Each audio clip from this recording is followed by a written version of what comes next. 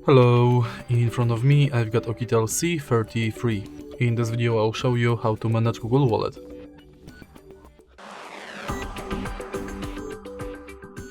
In the beginning, let's go to Wallet.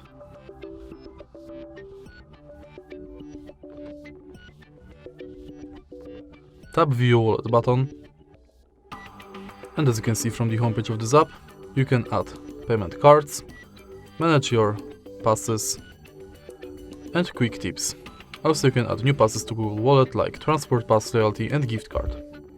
If you go to menu, you've got access to your Google account, all wallet tips, contactless setup, which is unavailable because this phone doesn't have NFC. You can check full list of participating banks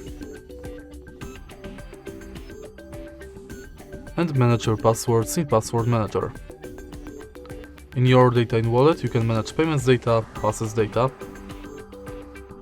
In Wallet settings, you can manage payments profile, add passes from Gmail, enable or disable review purchases, updates about your passes, and updates from Wallet and Google Pay.